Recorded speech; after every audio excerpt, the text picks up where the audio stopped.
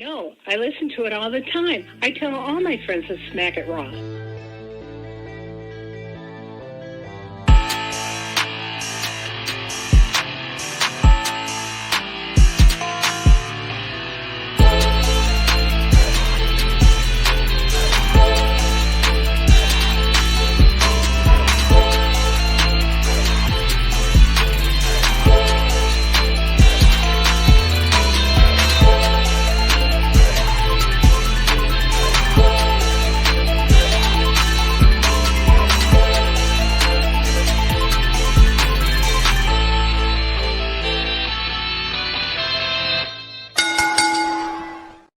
Following podcast contains mature content. The views and opinions expressed by the host are not necessarily those of the host. Listener discretion is advised. Oh, ladies and gentlemen, welcome to the number one wrestling podcast on Pornhub, the Smackin It Raw Podcast. I am your host, the patron saint of podcasting, the Warden Matt Ritter, and I'm here with my co-hosts this evening. She is host of the She-Lead Showcase, Inside the Mind, In the Crowd, Story Time with Miss Katie Kinzy Bebe, also Cater Tot, Goddess of Guap, Rookie of the Year, Goddess of the Gangland as well, because Guap is money and you have a lot of it. You just keep buying wrestling tickets and going on vacations and shit. She's rich, gentlemen, and single. And ladies, because she goes both ways. I am single. I am not rich. Heir to the Kinder Dynasty, whether it's Care or chocolate, one of the two. Just because I like chocolate doesn't mean I'm the heir. Well, I would say you love chocolate. I do. Kind of like Kel loves orange soda, you love chocolate. I do. And purveyor of Rivet City Radio, host of Botch Spots and Chair Shots, Nerdy News at 420, co-host of The Boom on occasion, man who does interviews with indie wrestlers, and all sorts of other amazing things for your entertainment on Twitch and YouTube. The Will Gray. I've decided to do two things for this episode. I've been on Smackin It Raw a while. I love you guys. I'm honored to be the honorary Oos. Two things are going to happen tonight. One, I'm going to attempt to make it the entire episode without cussing. I'm going to see how long I can make it. Why? I just thought about it, just for fun. Okay, 7 minutes. I did that once. It was awful. I haven't cussed yet. So I'm going to see how far I can make it into the episode without cussing. And two, my list tonight is absolutely no order whatsoever. So I apologize ahead of time when it seems like I have the most ADHD list on the possible planet. But see, here's the thing. Like, it just kind of happens, and I guess it's easier if you take notes that way to keep track of where you are in your notes. But there's not a rule that we go through the week in wrestling in the order. Like, anyone can start anywhere because we have people like you who watch things like GCW. We have friends who like Impact Wrestling. I was going to start watching Impact Wrestling because of Killer Kelly, and then realized that it's not in my TV package, and then I didn't care to look any further than that. We're going to talk about my TV package and my package in general and how it's not big enough. Excuse me? The TV one and the TNT thing or the TBS thing that happened for Dynamite. Oh, yeah. We'll get into that. Yeah. We have friends that watch shit outside of the purview of WWE and AEW. So there's never really an order. I kind of like it when I focus on one show and Katie focuses on one show and Vince, who won't be here for a month, at least that's what he says, kind of focuses, and we kind of jump around and we spread things out a little bit. You know, I don't want people sitting here like, oh, well, I wanted to hear AEW and I didn't want to have to sit through NXT and Raw before I got there. Like, spread it around. Speaking of spreading it around, I want to thank everyone if you're joining us over at twitch.tv/Creation World. Katie, trust me, I'm going to get there. You're not going to like it, so you can make all those faces. Just keep them going. Twitch.tv/Creation World. If you have your Amazon Prime account, you have Prime Gaming. You can link your Prime Gaming to your Twitch account, and you can get a free sub every month that you can give to your favorite Twitch streamer. You can do like I do and switch between Creation World and Rivet City Radio. Unless you have someone nice like Tommy who just gifts you a sub so you don't have to watch ads on Rivet City Radio when it's not their month. Allison. Give me shit in the chat. Or any of your favorite Twitch streamers, show them some support. Take that money out of Jeff Bezos' pocket, give it to them, help support them so they can continue to create the content that you enjoy and continue to come on and do the things that you like. It is free to do all that at YouTube. It is free to like, to subscribe, to comment. Will, what does that do? It boosts the algorithm and it helps find new listeners. It does. And we like new listeners because at least 2/3 of us are whores, giant fucking whores. And we want you to share us with as many people as possible. Fucking use us. Spread us around. Let as many people enjoy us and what we have to offer as possible. I say 2/3 of us because I know 2/3 of us will consent to that. 1/3 of us may or may not. I will let her speak for herself. I choose not to speak for her. I will kill But anyone. I am a giant podcast whore. And I want to be inside as many people's orifices, like their ears, as possible, as often as possible. So share us. Sharing is caring, right? It's not the first. And if you want to know when I'm coming to YouTube, you can flick your bean up top, that little notification bell. Flick it. Flick it while I'm coming. You'll know when I'm coming to YouTube for all of our shows, whether it is Monday through Friday for the Creation Conversation. It is Saturday nights at this time, normally 11 p.m. We went a little early. We had a pay-per-view to talk about. We jumped the gun a little bit, but we're here for Smackin' It Raw, or every other Sunday, like tomorrow, where you can catch us talking for Getting Off, fantasy booking Michael Myers tomorrow, and the future of the Halloween franchise, where it might end up and what we want to see. So if that interests you, come back tomorrow, 11 p.m. Central, midnight Eastern. Get in on that conversation. It's going to be the core four. It is going to be the Warden, Matt Ritter. It is going to be Miss Katie Kinzy Bebe. It is going to be Wreak Havoc. It is going to be your boy Just, who just learned today that it is the Sistine Chapel, not the 16 Chapel, because I taught him that. Go check his Twitter. Okay. We will all be here for your enjoyment, talking horror in the month of October. Yeah. Also, Yeah. the thing I kind of created, invented, started, podcasting, wrestling podcasting, horror podcasting, nerd news podcasting on Pornhub. My idea came to you directly from me. You can go to pornhub.com/model/creation world, see all of the videos that Pornhub has allowed us to put up, including 2 exclusive watch-alongs featuring The Rack and Miss Katie Kinsey Bebe. One of those has Will, one of those has Just. All of them have DP. So... Truth. Go check out our exclusive Pornhub porn parody watch-alongs. Yes, also that DP. Unfortunately, the DP boys are separated tonight because I didn't have any and I didn't go to the store today. Instead, I went and saw Exorcist to be a believer. So, see, there you go. Just said, let's spread together. We got like 9 comments there, Katie. Well, you were doing the thing. I didn't get the chance. It's okay. It's okay. Other than that, I think it's time. Katie's time. News and rumor time. Well, boy, oh boy, do I get to start with the fun one. Matt's favorite new phrase. Ariane Andrews has created a promotion called Pound Town Wrestling. The first show is October 12th, and it is 21 and over.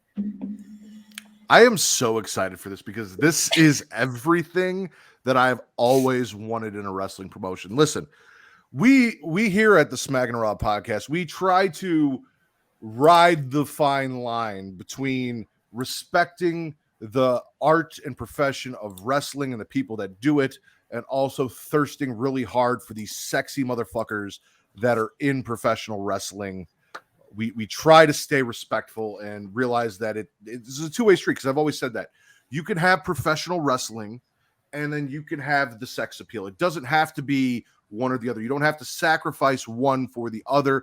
If there are talent who are more comfortable, like say a Mandy Rose, who is a very good in-ring wrestler, became a very capable in-ring wrestler, but was more comfortable or just comfortable showcasing the sex appeal side, wants to do that, I think we can have it. Telling me that the show is 21 and over probably means that they're serving alcohol there and that's it. But it also tells me that there could be a little bit more sex appeal in the wrestling. I am still waiting for someone to want to do a show where we review old episodes of NWWL, Nude Women's Wrestling League, hosted by Carmen Electra. That is my goal. That's what I want. Neither here nor there. It's a thing. Carmen Electra had her own wrestling ring, and it was all women's wrestling ring, and they wrestled naked, like actual professional wrestling, butt ass naked. Jimmy Hart was there. April Hunter was there. It's a thing. Neither here nor there. We do try and ride that fine line, and naming your promotion Pound Town, so that if it comes to my area, I can say I'm taking my wife, I'm taking my friends to Pound Town, is fucking fantastic. It makes me the happiest boy in the world to ask people if they want me to take them to Pound Town, if they'll go to Pound Town with me. I'm going to kill this. I'm going to drive it into the ground. I'm going to ruin it. People are going to fucking hate it by the time I'm done with it, and I do not care. You okay? Yeah, I'm good. You're just That was great. I think 16 minutes. I really think that the reason why we found out Alexis Fox was training to become a pro wrestler, something like this makes that way more apparent as to why it's happening. Because Alexis Fox is the perfect blend and crossover for the adult 21 and up industry and pro wrestling. Also, speaking of Mandy Rose, she did say that we might see her sooner rather than later. We know that there are various wrestlers who have various forms of OnlyFans and things like that, including Velvet Sky, who has a Fansly, where you can see pretty much everything you wanted to see from TNA in the early 2000s that you didn't get to. Go check it out, pay her, respect her, go see all the stuff you want to see that you didn't get to. So, I mean, with the boom of OnlyFans, Fansly, Fan Time, all of these things, and a promotion that allows it, like, I have always wanted, like, an HBO Max, or I guess just Max, or a Showtime professional wrestling show that did what professional wrestling does, but for adults, in an adult's way. Where porn. The swearing, no, because I want the wrestling, but I also, okay, is Game of Thrones porn? Depends on who you ask. It's not. No. But you have the language, you have nudity, you have adult themes. I want professional wrestling for adults. Okay. I'm not asking people to go out and fuck in the middle of the ring. Edge and Lita did that, so we're not opposed to it, but I'm not saying that needs to happen. But, more adult themed wrestling is what I was looking for and have been for a long time. So I'm good with this, Okay. I know it's your favorite thing in the world right now, so. Did we do it here, or was it on Botch Spots where we did the finishers as sex positions?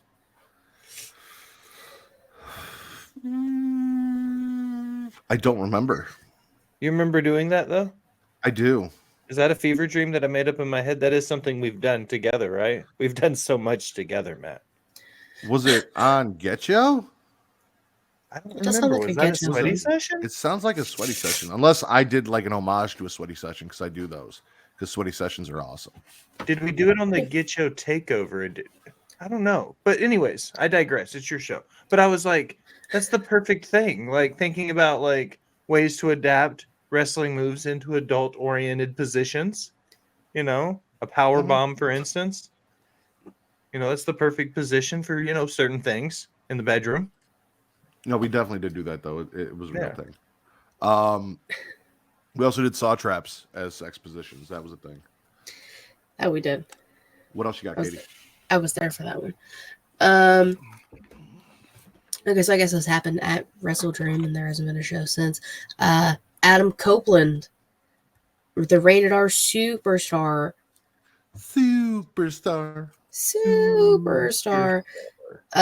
is now All Elite Wrestling, which I've said it many a time. If that's how he wants to go out, let him go out like that.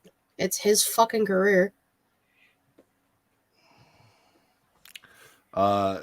Justin said it was botch spots and it was an homage. Listen, all I've seen is the idiocy, idiocracy. I don't think it's a real word, but it's a movie of the IWC.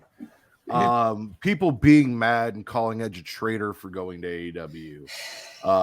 We'll talk about Jade Cargill, and all of the tribalism. And I've even seen people try to defend it and be like, "Oh, so tribalism's okay in like sports with football, but it's toxic in wrestling." Blah blah blah. Like, no, it's toxic everywhere. It's toxic everywhere. It really is. If you're shitting, like, it's okay to support something and like something. It's okay to be like, I'm a Bears fan and I want to see the Bears do good. It is not okay to wish harm, to wish on the fans of, on the players of another team, just so that your end goal is the right outcome. To shit on, to shit talk, to denigrate a group of people because of the jerseys that they wear, or the team that they got drafted to, or the team that they decided to sign and play for whatever their reasons, is not okay. It's not in any form. We see it in comic books with Marvel versus DC. You see it in wrestling. You see it in pretty much every fucking medium. There are toxic fans everywhere, and they're awful, and every medium thinks that they have the worst toxic fans. It's not okay. If you're upset that Edge decided that he wanted to wrestle more and do things like maybe go to New Japan, maybe go to Ring of Honor, maybe go to GCW, and have that freedom to do so and wrestle more, and you think he is a traitor for leaving and going and doing something that his entire career he has not had the chance to do, coming near the end of that career, you are the problem, not Edge. And if you don't agree with me, I don't know what to fucking tell you. Seek counseling. Get professional help. Watch Katie's stream. She has links so you can call people to get the help you need. Yeah, I do. Every show. They're right there. What Edge is doing in AEW, it could be the worst thing for his career. It could be the best thing, but it was his decision. I am happy for him. I will continue to support and watch him over there because I'm a fan of Edge. Adam Copeland. Adam. I personally think that Jade Cargill is in a much better position in WWE than she was in AEW. I feel like the product in WWE is suited to her and how they're going to present her and treat her.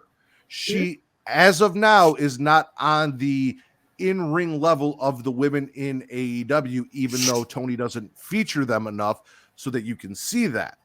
However, you don't need to be in WWE. You don't need to be a Bryan Danielson.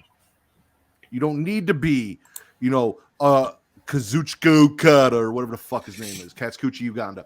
You don't need to be that in WWE. You can be Hulk Hogan, unfortunately. You can be John Cena. You can have 5 or 6 powerful moves, sell, get yourself through a match, get the fuck over, sell a shit ton of merchandise, and be popular as fuck without putting on a 10-star classic in the Tokyo Dome. That's not what WWE is. Mm-hmm. Why the fuck not? We're getting 500 stars in the Tokyo Dome. I mean, Justin's talking about like what Edge did podcasting wise. I left the podcast I was on and started my own, and now I'm here. So like, yeah. I mean, I know a lot of people that left an AEW brand to come to a WWE brand and hang out. Just like 5 of us, maybe, give or take. 3 or 4. This guy. Him too. Who? Him. That's why I said 3 or 4. Yeah. The normal guy, Katie, and then him and his boss. Yeah. Yeah. That was close. Counting numbers. I don't fucking know. What else you got, Katie? Garcia twins, formerly known as Bella twins, hosting a identical twin reality dating show called Twin Love. Basically, they're taking, I don't remember how many sets of identical twins and splitting them into two houses to see if identical twins have like the same taste in people as like, because identical twins usually like talk the same, dress the same, look alike, like all of that kind of stuff. So I guess it's a social experiment.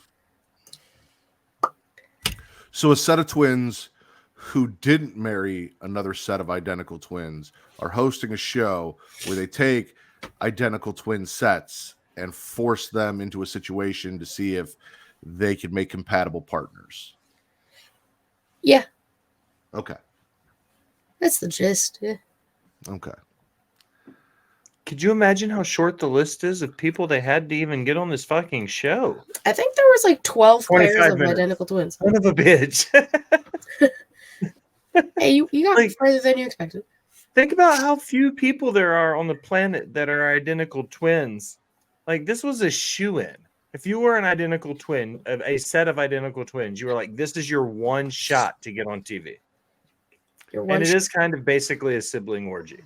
One opportunity. So, question. Uh-oh. Katie, cover your ears because you're not gonna want to partake in this. If you're an identical twin and you get yourself into a situation where you and your identical twin are sleeping with one other person, however that may go, is it just kind of like masturbation because you're identical? Like, or is that still... I'm just gonna pour myself some more for this. Okay. Here's the thing. All right. The fingerprints are different. Right? I don't know. I don't know how do identical twins have the same fingerprint? I do understand that they are two separate people. However, if you are identical almost to a T and everything is identical, I mean, if Will and I were identical twins and we jerked each other off, is that just masturbation or is that incest? That's what I'm getting at here. It's incest. Are you sure? Pretty sure. What if you're Siamese twins conjoined at the hip, but there are two penises, but you're conjoined at the hip? And you only have one left arm and one right arm? Correct. And your right arm jerking your left dick and left arm jerking your right dick? Yes. Like, I have questions. That's just masturbation at this point. That's what I'm getting at. So anyway, what else do you have, Katie? I hate you so very much. The Bella twins. I was like, where the fuck did this even come from? Yeah. The Garcia twins, formerly known as the Bella twins. See, Allison's on the same page here. That's what you call them. Okay, anyways. The last thing I had, because I haven't been like focusing on anything the past 2 days, is Adam Cole said on his Twitch stream that he has to get 2 surgeries on his ankle and has to get 4 screws and then a plate in his ankle. And he's really good to see him gonna be out for a long time on a stream. I'm not arguing with you about this. Are you under the impression that it's work? I'm under the impression that he's under the mask and he is the devil and set Max up, and it was the Kingdom out there doing their thing, and he's not really hurt. I mean, I watched him move furniture on Wednesday. On one How hurt could he be? Ankle. He was on his scooter. What was it? IKEA furniture? I don't think so. That shit had to be heavy. He needed both feet. I can't stand you. That couch weighed more than he did. Hey, you know, There's no way he did it on one leg. Don't worry, we'll shit on Charlotte later. Everything will be even. You know what? Yeah. Fuck Charlotte. We'll get there. I would love to. For the record, if you guys are unaware, we are covering Fastlane tonight, and we are going to do it the way we have done it the last 2 Saturday pay-per-views, where we talk about it at the end. So please refrain from bringing Fastlane up in your spits and swallows until we get to it. Aye, Captain. Will's making notes. That's it. That's literally all I had. Like I said, I don't know if anything happened yesterday or today because I haven't been on my phone really. All right. Spits or swallows? I like a good wild card. Will, start us off. What do you got? Okay. It's a simultaneous spit and swallow, but it's not a gargle. Because it's like if you were to, have fellatio with identical twins, okay? Okay. It would be like taking you 2 separate things and swallowing one half and spitting the other half, okay? And that is Josh Alexander and Alex Shelley going head-to-head at Bound for Glory. These are Impact guys, Matt. Okay. Josh Alexander and Alex Shelley building for the Impact World title at Bound for Glory. Huge, biggest pay-per-view of the year for them. 2 of their biggest stars. Great build with Alexander coming back from injury. But at the same time, I'm spitting a little bit of this build because Alex Shelley is using the Shell Shock again now, which is his version of the Sister Abigail. And I'm not a big fan of like it becoming a mainstream thing now because I don't actively remember him using it up until this point. Oh, here we He go. has in the past, and I may be blinded by it, but I don't remember it being a thing. So I love the idea of him and Alexander having a match. I might be blinded by the fact that I just don't remember it, but I had to look up what the Shell Shock was. Because I was like, that didn't. And then I realized that's the Sister Abigail. So, yeah. I didn't expect to rant this much at the beginning of the show on every subject that we've talked about. However, good thing I don't have a whole lot of spits and swallows for the week. And I know Katie doesn't because she missed like half the shows this week. So I was busy. I know you were. I'm not knocking you for it. I'm saying it's a good thing that I'm ranting now and filling up time because, all right. So on the She Leech showcase this past Wednesday, if you haven't seen it, I in the chat had a discussion with Thursday, Wednesday, whenever it was. I had a chat.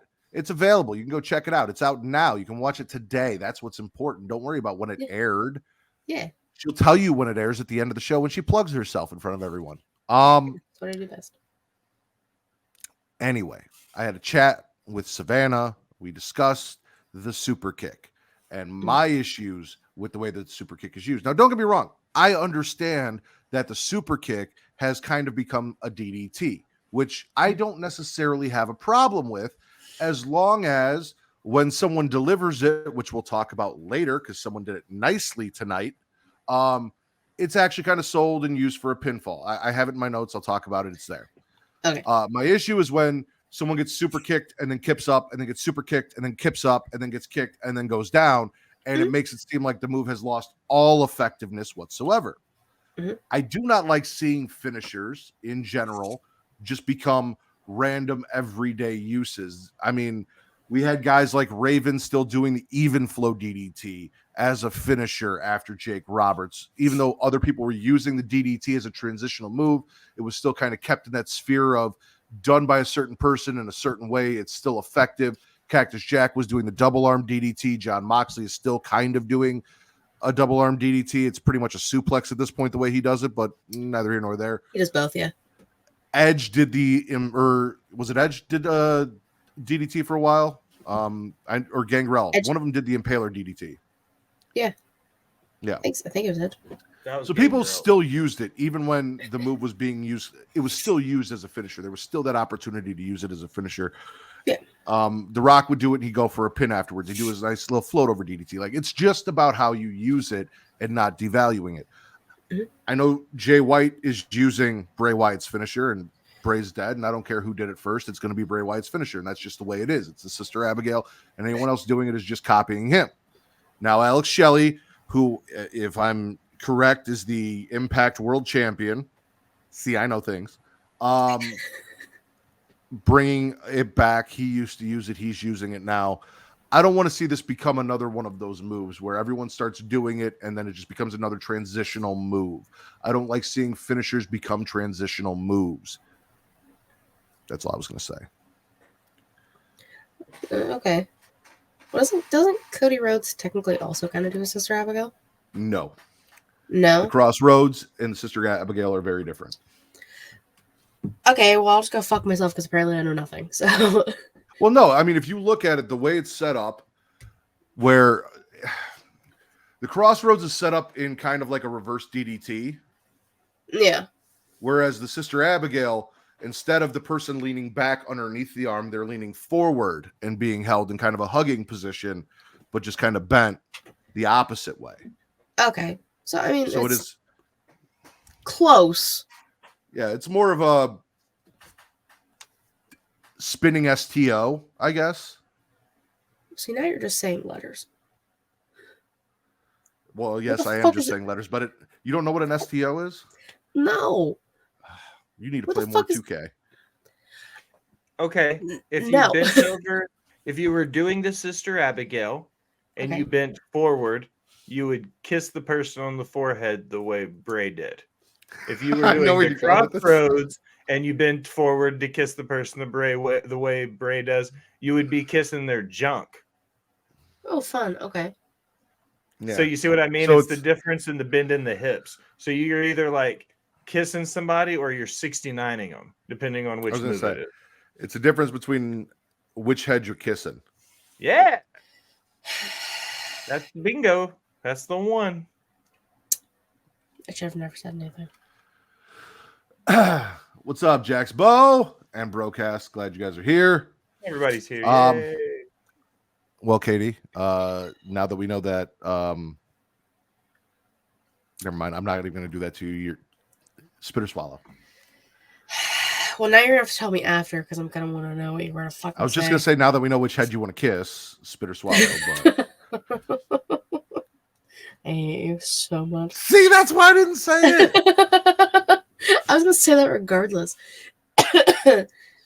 Okay, well, I'll go to Dynamite since TBS was giving you issues, which you can talk about. I went back and I watched it only because I saw Tony Storm had the grip of death on Cake.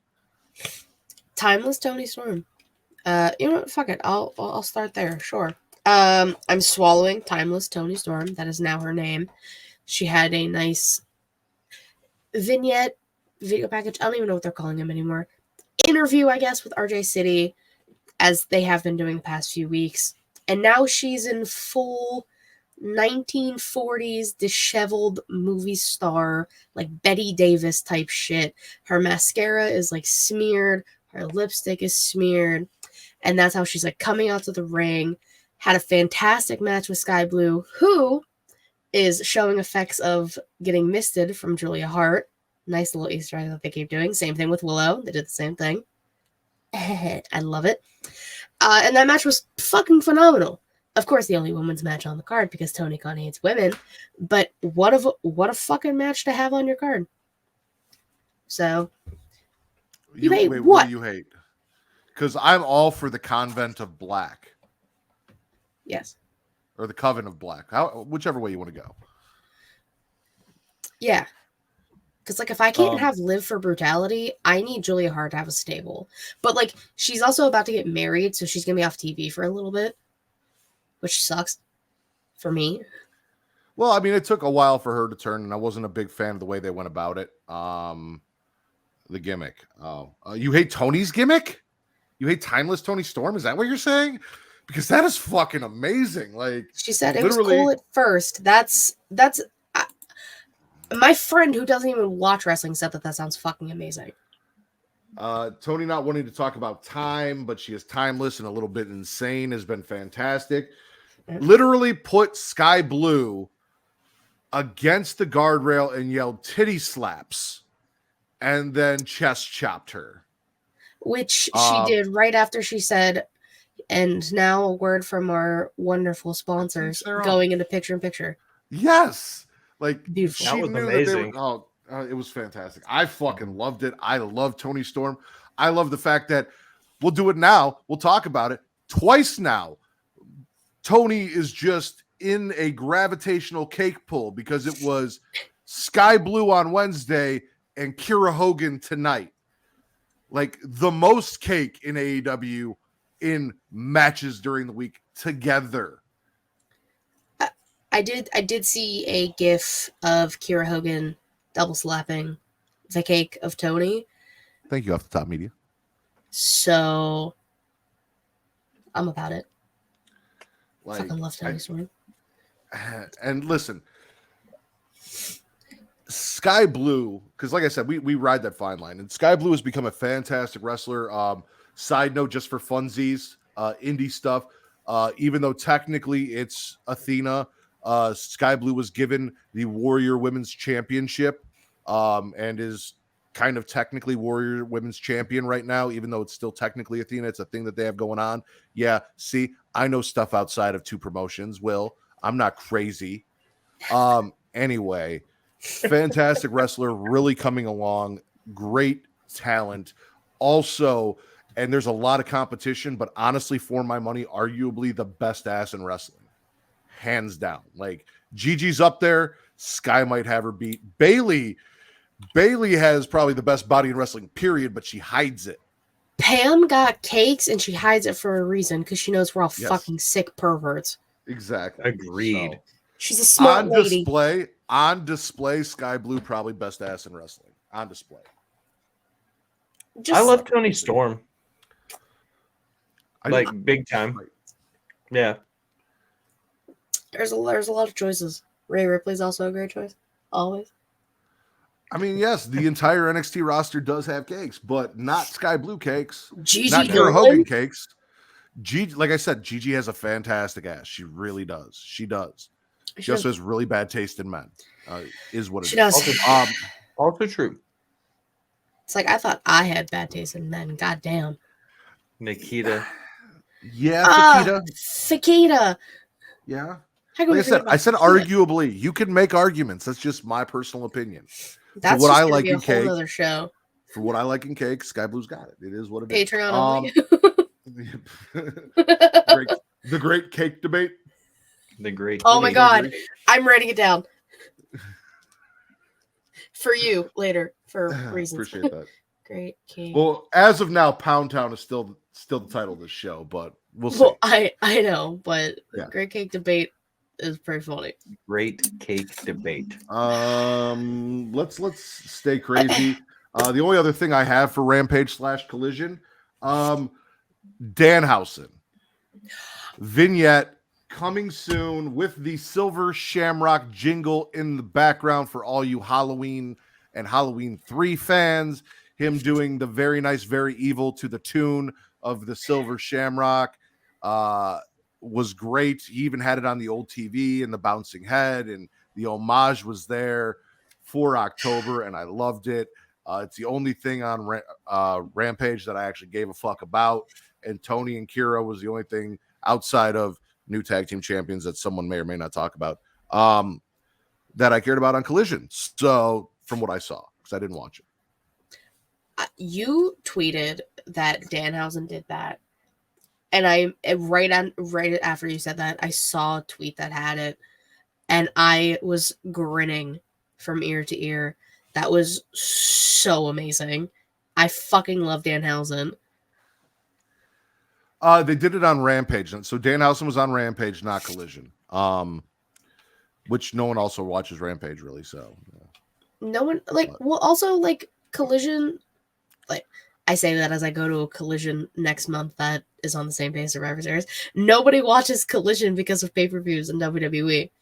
I agree.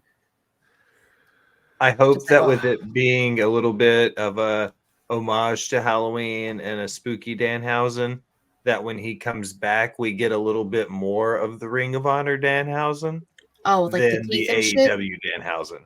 I need where he the was very, very evil Danhausen. Yes, that's the one I want. Nice. Jars of Teeth Danhausen, like which he did have once in AEW. And maybe if we can get that over, we can fucking get the devil's thickest demon Abaddon back on fucking TV, either on a Wednesday, a Friday, or a Saturday, please. Yeah, like what the fuck? It's October. It's Halloween. Please bring her out for October. Just once. Just put her on my TV once. It's motherfucking October. If she doesn't show up at the Halloween show, Tony Khan is getting a strongly worded email. You know what she would be great in? She'd be great in NXT for Halloween Havoc. I'm just saying, if we're sending people over to WWE, this would be a great thing we could do on NXT.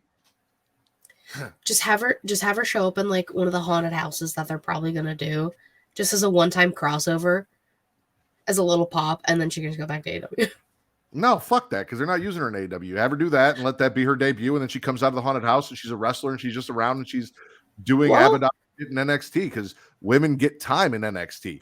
NXT was pretty much 90% women this week. I know. Yeah, but like, well, I mean, that was what Su Yung was. No, Su Yung? No, that's a different person. Fuck. What was Karen Q's character before she was Karen? Wendy Chu. Fuck. It's gonna piss me the fuck off. I was gonna say Lee May, but that's a Mortal Kombat character. May Young? Is it May Young? It's not May Young. May Young is a 90-year-old woman bully raped power bomb to her hand and gave birth to Mei Ying. Mei Ying. God damn it, we were so close. That was gonna piss me off. But yeah, but since she's gone and Wendy Chu's also off TV, Abaddon. Let's do it, Nick Khan. I'd love that all women's show. Fuck yes. I want to be at that all women's show, and I will do whatever for that show. I'll commentate. I'll in-ring announce. I'll backstage correspond. I'll do whatever. Let me on your fucking shows. Somebody clip Katie saying, "I'll do whatever for that." No. Just that. I'll do whatever for that. Don't. That's what we need. No. I'm so sick of clips of mine getting taken out of fucking context and being used against me for the rest of my life. I do love that, like, the indie thing is hot dogs and handshakes, but I always say hot dogs and hand jobs. I'm working for hot dogs and hand jobs here. Speaking of hot dogs and hand jobs, Will, spit or swallow? I'm trying to debate. I do have one from Collision, and I'm pretty sure that anybody knows anything about me could see this one coming from 1,000 million miles away. I'm spitting anything to do with FTR dropping the tag titles to a half thrown together Ricky Starks and Big Bill. Like, that's not the move. Something has to be up. I'm not saying that Cash is going to jail for the pew pew thing. I'm not saying that Dax is like long-term injured and isn't going to be around because he broke his rib and got he's got an owie. Like, we know Tony. We're not saying that they asked for their release because the only person that they gave a fuck about in the company got fired. And they want to go with him wherever he goes. No. They like Edge. They helped bring Edge back to career status. So they like Edge. That's true. Yeah, that's true. Sort of. But my point is, they were lining up for FTR Young Bucks, and they took the belts off of them. And I worry that not only did they take them off of FTR too soon, but now the TNT title did it. The international title is doing it. Now the tag titles are doing it. Jay White is walking around with the world title that he didn't win. Like, it's hard to take any title seriously if they change hands every time they're shown on TV. Like, what's up? You know what title isn't doing that? What? The TBS title. He already did. Like Yeah, 25 Allison, minutes he already in. did. Yeah, I made it 25 minutes. Yeah, Allison, you missed it. Yeah, TBS title's not being hot potatoed. Mm-mm. Not the The TBS, AEW Women's TNT, rather. I'm Championship sorry. isn't. I was going to say, it's really hard to hot potato a title that rarely gets a match or, only gets featured. You can only have one women's match a show, and they're putting Chris Statlander in tag team matches and shit. So I think I misspoke when I said TBS and not TNT. So No, you that's said definitely- TNT. I was just saying, like, that's like the women's titles aren't. was this a and- response to FTR filing a copyright for CMFTR? No. I do think MJF is 27 days away from being the longest reigning AEW champion and the most combined days as AEW champion. He'll do both when he sets that record in 27 days. Well, perfect, because Full Gear is next month, and that's when he's supposed to face Jay White. So perfect. Honestly, I get what you're saying, Will, and I understand it. I just don't. I mean, we got Ring of Honor tag team titles on MJF and Adam Cole, and Adam Cole's got a broken ankle, and we've got AEW tag team titles on a team that's been together for like 2-3 weeks, coming off the greatest tag team in AEW, depending on who you ask. Nothing makes sense over there. I don't know. No, that's my I don't point, know though. If there's not something majorly wrong injury-wise, why would they take the belts off now? Also, why in a company that was like tag team wrestling, we've got the Young Bucks, we've got the Lucha Bros, we've got Top Flight, we've got the Dark Order, we've got That's right. everybody, all your tag teams. We got all the tag teams. WWE doesn't do tag teams right. They don't respect tag teams. We got the tag teams. None of the tag team titles under Tony Khan are held by an actual fucking tag team. I just think it's funny. I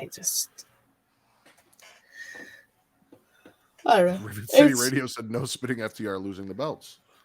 Why are No. I was saying no, comma. I'm spitting FTR losing the belt. Oh, okay. I mean, hey, maybe we do have to fear the revolver. Maybe that's why they took the belts off of him. I also don't understand how that, like, when Arn FT Anderson armed. pulled out the Glock, how Arn Anderson being the manager of FTR is not just a thing that is happening. FT armed Anderson. I said it on She Lead. It's right Exactly. fucking there. Why is this not a thing? Anyway. I'm claiming it for myself. Nobody can use it. Katie, spit or swallow. I'm gonna swallow War Daddy coming back. My man, he's home. His hair's looking he's in that weird little stage with his hair. I'm just waiting for it to grow out a little more. He arrived. He powerbomb symphonied. Griff Garrison, who Some everybody guy. forgot. Who the fuck is Griff Garrison? Everybody forgot he was even in the fucking company. And then just walked the fuck out. Hot. Yes. That's all I need. I was so excited. I squealed. I was like, oh my god, War Daddy's back. All right. I was happy. I'm going to swallow kicking the show off with Nia and Shayna brawling. Raquel showing up for some revenge, and then Rhea showing up, tearing security up as they try to keep them separated. Mommy is not only back on Raw, she then calls the Judgment Day out, blames Damian for Dom's loss because she's like, bitch, I told you to be there and have his back. Where the fuck were you? True. Tells Dom, listen, I got you a rematch. And if you don't come home with the belt, don't bother coming home at all, which leads to a spit later. Yep. Jey Uso then interrupts, and soon he's surrounded by Damian, JD, and Dominic. Cody makes the save, and Pierce makes the tag team title match for Fastlane that we will talk about at the end of the show when we cover Fastlane. But all of that in the opening of Raw, big fucking swallow, especially the fact that, like, there's no leader of Judgment Day, but Rhea's the leader of Judgment Day. Dami Mommy is the leader of Judgment Day. She proved it Monday, she proved it Friday, and she proved it tonight. Again, we'll talk about it. Rhea Ripley has no fucking right to be that attractive and that dominant of a human being. If she did the fucking chin tilt to me, I would have folded in half. How Dom is still standing, I have no fucking idea. Like, that was some of the hottest shit I've ever seen in my entire life. Because Rhea is that beautiful of a human being. And she is the tribal chief. Fuck Roman Reigns. Wow. From the bit that I saw on Twitter from SmackDown that I didn't get to watch. Oh, we'll talk about I it. did say that she had the most balls in the locker room after SmackDown on Friday. I was like, Rhea is the most ballsy person in the WWE. I'll You give said you she that. was like balls than Roman Reigns, and I think I liked your tweet. I was like, yeah, agree. Mhm. Fuck it. We're already talking about it. We're there. So Yeah. on SmackDown as well, the Bloodline comes after LA Knight. Cena makes the save. LA Knight challenges Jimmy Uso to a match later, blah, blah, blah. Rhea was looking to merge the Judgment Day and the Bloodline in an unholy alliance Mortal Kombat style. Paul then says, hey, listen, I can't authorize that. I got to make a call. Rhea grabs him. She's like, it's authorized. And he goes, no, I have to. She's like, it's authorized. He's like, no, I have to. She goes, acknowledge me. And he goes, I don't know if you know whose office you're in, but you got to be careful. Say that you're going to acknowledge me. And if you don't acknowledge me, my boys are going to show you why you should have acknowledged me in the first place. And it's not going to be a good night for the Bloodline. Roman's not here. Eventually, during the match, later in the night, Judgment Day comes down.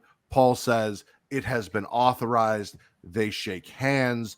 We end the night. Now, ladies and gentlemen, normally this would be something that pissed me off because brand split. But brand split doesn't exist. It's not real. It's not a thing. I'll bitch about it when Survivor Series comes and they try to do brand to brand shit. If they do, like, then I'll have my fit. But right now it doesn't. We ended the night with Solo Sikoa, Jimmy Uso, Damian Priest, Dominic Mysterio, Finn Balor on one side, John Cena, Jey Uso, Cody Rhodes, LA Knight, somebody else, I think. I think it was just the four of them. It was just the four. Maybe. On the other side. Huge brawl. Paul Heyman, terrible at pulling out. Tried to pull out. Solo did not respect his wishes to pull out and ended up getting messed up. Big fun brawl. Like it was a good time. The whole thing was a good time. Rhea just making shit happen and being like, acknowledge me. I'm your tribal chief now. I'm Dami Mommy, bitch. Like, loved it. That Tribal the woman chief. she I hate is. you, Justin. I hate Justin so much. The woman that Rhea Ripley is, it's, I always talk about life isn't fair. Life's really not fair. She can't be that attractive and that good at what she does. Like, it's just not fair. And that I can't be with her, disrespectful. Very. You got anything else, Will, or you want to do your next spit or swallow? No, that's it. I can go to my next spit or swallow. Okay. I didn't want to cut you off without your chance to also acknowledge Dami Mommy. So I love Rhea. She's great. Acknowledge her, Yeah. Will. I acknowledge that Rhea is one of the greatest women's wrestlers. I'm acknowledging Rhea, all right? That's- One's up for the tribal chief, for the tribal queef. Yeah. Yes, I can get behind that. Acknowledge Rhea. Come on, Katie. Yeah. Join us. Acknowledge her. No, Acknowledge Rhea. I'm not having me do it. Acknowledge Dami here. Mommy. No. Put your threes up. That's the audio we needed right there. Acknowledge her, and Katie says no. We just need the audio for it. That's all we needed. See, she's Why got am it I being lined up. sabotaged? 58-45. Will's not allowed on here anymore. All right, Will, spit or swallow. My next swallow is something that, again, that neither of you watched, but it's important if you care about old school wrestling. So it's not Matt's important. Matt's least favorite wrestling promoter on the planet, William Patrick Corbin. I would love to see Rhea kick Roman's ass. Roman. Billy is starting to build what he's calling the NWA territories. In model of what they did when they first were founded in Waterloo. He bought they're called NWA Exodus Pro Wrestling now. It's a territory, and what he's going to do is the NWA Exodus Heavyweight Champion is going to be a recognized territory champion, just like the Mid-Atlantic champion was, just like the Memphis Heavyweight Champion, the Mid-South Heavyweight Champion, all of it. He's starting that again in 2023. So I'm swallowing that. But he bought it. Yeah. So To make it's a territory that he owns. Last guy I knew that went and bought a bunch of territories and owned them created something called the WWF, and NWA went bye. So let's be careful on how much love we're throwing at him for going and buying out a bunch of indie promotions to create his own territories when they exist, instead of just bringing the owners into the fold and doing it the way they used to. See, but I have a rebuttal for that. Okay, let's. Okay, because back in the day, if you go back into the 40s, there was a group of promoters that met in Waterloo, Iowa, because they didn't have the money to continue to fight as a bunch of individual groups anymore. So they had one guy who said, okay, what I can do is if we bankroll it and come at it as a group, we as a group can do more against the system than if we try to fight it as a bunch of individuals. So even back then, when the NWA was originally founded, they were still founded with one dude who bankrolled all these promoters. The only difference is Billy Corgan doesn't have 15 territories signing off at once. He just has one signing. Next, he'll have two. Far. What I'm saying is it was 15 promoters that came together, not this one guy went and bought 15 promotions. If he had taken the guy who was running Exodus Wrestling and just brought him under the NWA banner and let him run his shows and do his things and not bought the company, then I would agree with you. Where I take issue is him purchasing the shit for himself. Yeah. He's having a hard enough time booking his own show. I don't need him booking indies too. Anyway. So does that mean there's not going to be any women on those shows either? There's women on NWA. Okay, but Camille's gone. See, this is where I see. Okay, I could do it, but because I love you, I'm not going to. Okay, because right now, if you watch NWA Power, there's two things being set up. One is in 2024, the NWA is going to do an all-women's pay-per-view that's going to be paired with Stardom, Impact, and the NWA. They're gearing up for that now on their weekly television. Their top three women's stars, Pretty Empowered, and their women's champion, Kinzy Page, are all under the age of 25. Their women's TV champion, Max the Impaler, is 100% LGBTQ, like, this whole, like, there's nothing going on in the NWAs. Wrong. Pick your pen up. First I'm glad it took him 2 years to find enough independent female wrestlers to put on another all women's pay per view. Can't happen, baby. That's all that matters. Yeah. Ay, Dios mío. I love you, Katie. Spit or swallow. I'm gonna swallow Samoa Joe. Bet you'd like to. That's neither here nor there. The vignette that he gave, basically just looking like an actual movie villain. His suit, his cigar, his glass of probably whiskey that was like $800. saying that he's still pissed off at MJF. He respects him, but he's still pissed off that he lost. And even though he is a Ring of Honor world champion of some capacity, I don't know what TV champion? Yeah. Sure, that one. Oh yeah, because Kingston's world champion. Yeah. So he's still TV champion, but he's beating everybody, he says. So I don't know. I just like this version of Samoa Joe where he's like so menacing and how he talks. And he knows he can actually kill you, but he's waiting to do so. I'm about it. All right. I'm with you. I was thinking main event Mafia, Joe, when I saw that. Oh, see, I didn't watch that. I'm gonna finish SmackDown off. It's the only other thing I had as a swallow from SmackDown. I'm swallowing Little Red Riding Andrade and Asuka defeating Damage Control ahead of their match. She did. She came out in all red with a red hood. She looked like Little Red Riding Andrade. I saw a picture. They got the win over Damage Control heading into because that's what makes sense, right? Like you want to see Asuka and Charlotte Strong going into a triple threat match with EO, so it looks like EO's title is in danger, especially with the way they set it up with Bayley making the match against EO's will and EO being pissed off and everything that they were doing there. So, yeah. And I also just really wanted to say Little Red Riding Andrade. I know. Also, she sold way better and made everyone look way better in this match than she did tonight. So, which I would have watched fucking SmackDown instead of that match because goddamn. Will Spitter Swallow.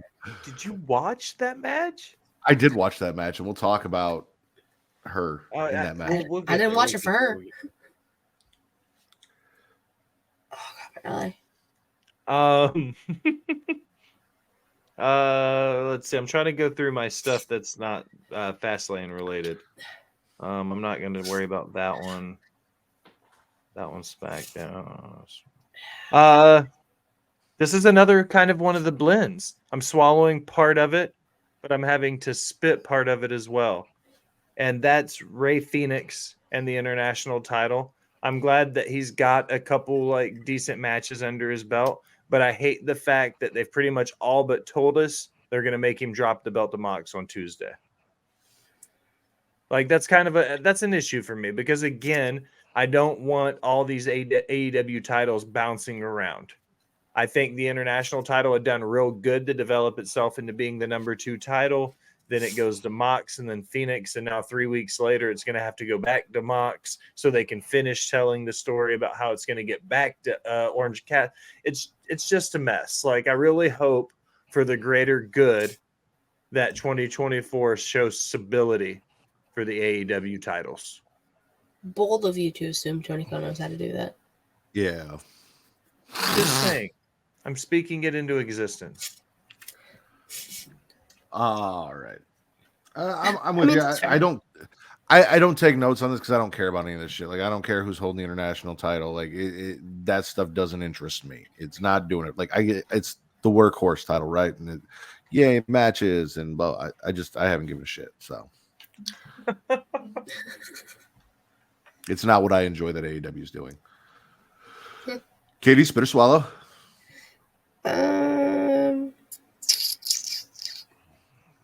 Out. Oh wait, I had that. I'm swallowing, or no, I'm not gonna do that. I'm gonna spit. Kenny and Jericho having a match because why? And now, Powerhouse Hobbs is part of the Callis family. What in the hell is going on over there? Where the fuck did that southern accent come from? It happens. I've been drinking. I don't know what to tell you. All right, so don't hate me, but if you're swallowing that, no. I know exactly why you're swallowing it. It's because Kenny and Jericho got the shit beat out of them. Fuck yes, they did. They got blacked raw on Wednesday, Katie. Kenny and Jericho got blacked raw on Wednesday. Listen, Don Callis called Kenny a cuck. He beat the shit out of Jericho. He hired Powerhouse Hobbs. Hobbs Black Rod them both. I am slowly becoming a Carney piece of shit fan week by week because he is doing all the things I wish I could do over and over and over again live on TV. I will spit up my wine. You can't say shit like this. I'm swallowing Don Callis, getting Powerhouse Hobbs, and Black Raw on Wednesdays. Listen. See, I forgot we talked about this. In my fucking chat. Yes. Okay, I understand. Black Raw. Yeah, I'm down. Sure. But why? Just like Callis sucks and everyone just gravitates to him. Okay. And I don't Why does Callis suck though? Like what sucks about Callis? It's just him as a because he turned on Kenny, because he turned on Jericho, because like also Boone's in my book, good job, Don. Like no, it's literally just like him as a human being just like skeeves me out. Well, I mean, Paul Heyman had that about him too, and we love Paul Heyman. Love Paul Heyman. What a guy. Yeah, but he's also kind of skeevy. Yeah, but like, I don't know. He didn't pay his wrestlers. I know. But like, I'm just saying, it's like the way that Don talks and the way that he looks, it's just everything about it screams like creepy neighbor that you don't want to talk to, that just like kind of stands on his porch and like looks at you. That's the vibe I get. Some Heyman promos from like '98. Oh, and you're gonna be like, years old? No thanks. No, yeah, what I'm saying is Paul E. Dangerously is very much Don Callis. If you, that's what I'm saying. No, I'm just for comparison's sake, so you see it, because Don Callis right now is watching.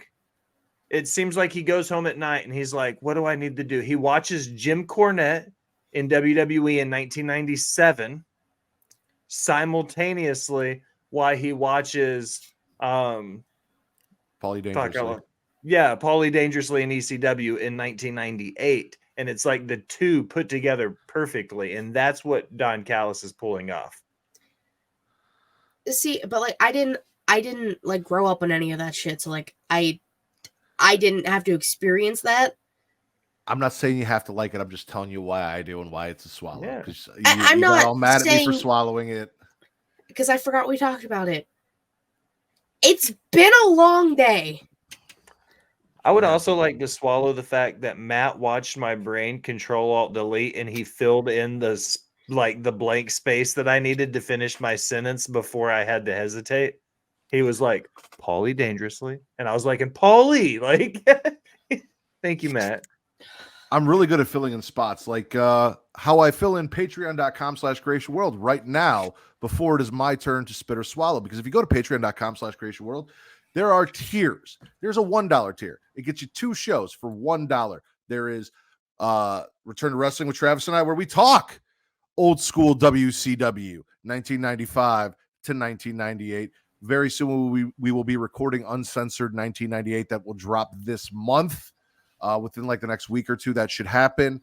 Also, you have Multiverse with Travis and Mara. So if you are a fan of DC animated stuff or you are a fan of old school wrestling, we have 2 podcasts for you there. There's another tier. It's just a little bit higher. You're going to have to go click the link to find out what it is, though, to get the show ad-free. No ads. None of them. If you want to check that out, watch everything that we do ad-free, you can do that if you subscribe to that tier. We offer that. However, if you're watching us live, as I always say, ladies and gentlemen, we have some awesome sponsors. They do some great shit. We've talked about a lot of fucked up shit tonight. We've talked about Black Raw. We've talked about, saluting our Dami Mommy with the shocker. We've done all these things, and a lot of what we have can help you, whether it's in the bedroom, whether it's taking care of your pet, or whether, it's just energy in general. So please check it out. Listen, go use the promo codes, get yourself some cool shit, and have a good time. Things up in the bedroom, then it's time to check out Adam and Eve. Because you see, Adam and Eve is the leading adult toy store that offers a wide range of products to help you explore your sexual desires. Whether you're looking for something to use solo or with a partner, they have everything you need to satisfy your cravings. From vibrators to lingerie, bondage gear to lubricants, AdamandEve.com has it all. And the best part, you can shop with confidence, knowing that all their products are of high quality and backed by a 100% satisfaction guarantee. That means whether you bought a dildo, sex swing, penis ring, vibrator, anal sex toy, bondage toy, couples toy, lube, or accessory, you can get a refund within 90 days if you're not 100% satisfied. No questions asked. And right now, as a special offer to our listeners, Adam and Eve is giving you 50% off almost any item on their website. That's right, 50% off. And if you act now, you'll also get free shipping. So go to adamandeve.creationworld.com and use the offer code erotica at checkout. That's erotica at adamandeve.creationworld.com for 50% off almost any item and free shipping. Don't wait. This offer won't last very long. The link is in the description. Attention dog lovers. Are you looking for high quality products to spoil your furry friend? Then you need to check out dog.com. Because you see, dog.com is the go-to online store for all your dog-related needs. They offer a huge selection of dog food, treats, beds, and more. Plus, they have products for all types of dogs, from puppies to seniors and everything in between. And the best part, you can shop with confidence knowing that all their products are made with your dog's health and happiness in mind. Dog.com only stocks top-rated brands that you can trust, so you can rest easy knowing your dog is getting the best. And right now, as a special offer to our listeners, Dog.com is doing a big warehouse clearance sale. And all you have to do is go to dog.creationworld.com and you can get up to 80% off on all sorts of items like toys, treats, bones, harnesses, bowls, leashes, and anything else you can think of. So go to dog.creationworld.com and take advantage of this sale right now. Spoil your furry friend with the best products from dog.creationworld.com today. Link is in the description. Are you tired of feeling sluggish and unfocused throughout the day? Then it's time to try DUBBY, the ultimate energy source. DUBBY is a powerful clean energy drink that is designed to help you stay alert and focused no matter what life throws your way. Whether you're a student, a busy professional, an athlete, or especially a gamer, DUBBY can give you the boost you need to take on the day or the night. It also contains important aminos and vitamins that canned energy drinks simply don't have. And the best part, DUBBY is made with high quality ingredients and is completely sugar-free, maltodextrin-free, and is keto-friendly. So you can enjoy the energy boost without any of the crash, jitters, or angst that comes with traditional energy drinks. Simply mix DUBBY with water and you'll have a delicious, refreshing energy drink that can help you power through your entire day. And with a variety of flavors to choose from, including Galaxy Grenade, Beach and Peach, and Dragonade, you're sure to find one that you love. So go to dubby.creationworld.com and order your DUBBY today. And for a limited time, use code CREATIA at checkout to get 10% off your order. That's Creatia at dubby.creationworld.com for 10% off.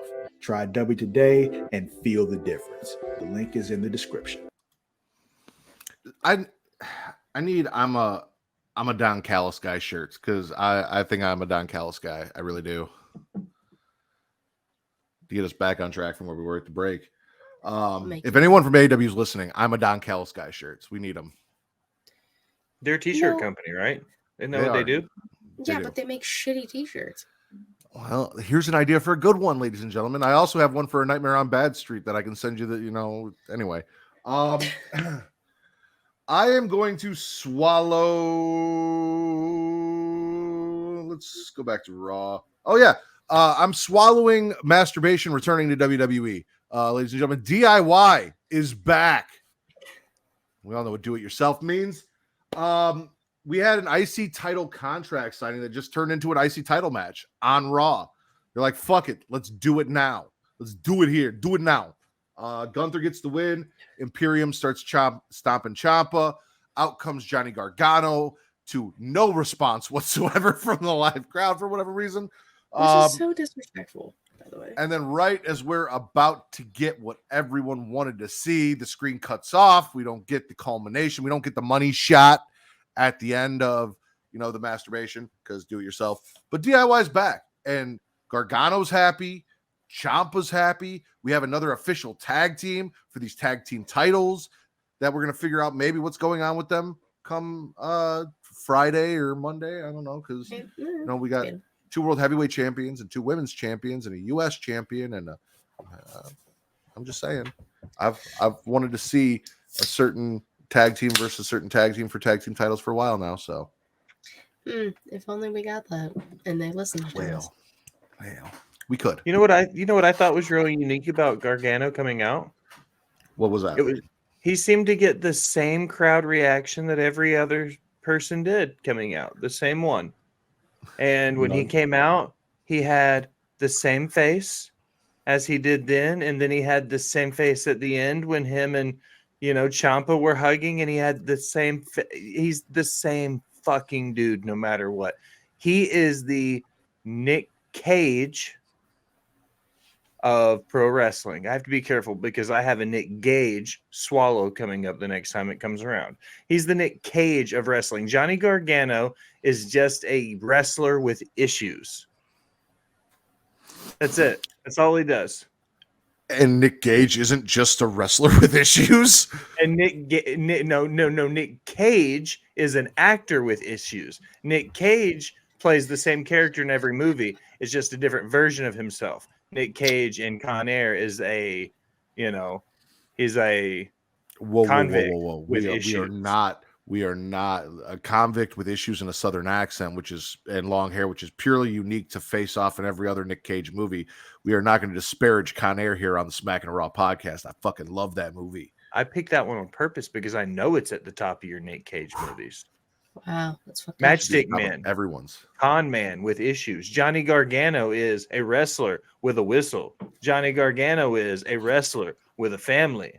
Johnny Gargano is a wrestler with his buddy. It's the same shit over and over again, just with a different width. I mean, Undertaker was a dead man with a manager, and then a dead man with a new manager, and then a dead man with a brother, and then a dead man on a motorcycle, and then a dead man without a daddy because he buried him in cement and off a motorcycle. But Matt, as a very staunch Undertaker fan, are you telling me that Johnny's same face Gargano is in the same light as the Undertaker? No, I'm just saying when it comes to longevity with a character, there's nothing wrong with that if it works and it's gotten over. And for Johnny, objectively in NXT, it has. Maybe they didn't do the best job here in his main roster run and stuff like that. But outside of a Mankind, good night, Jamie. Good night, Jamie. Outside of a Mankind who can be a mental patient and a degenerate outlaw and a ladies' man and a corporate stooge and Santa Claus and all of these different things. Not many wrestlers are banging gimmicks out the way him or a Glenn Jacobs does. And in Glenn Jacobs' case, one gimmick was successful out of the many that he tried. No, so. I see your logic as well. And, yeah.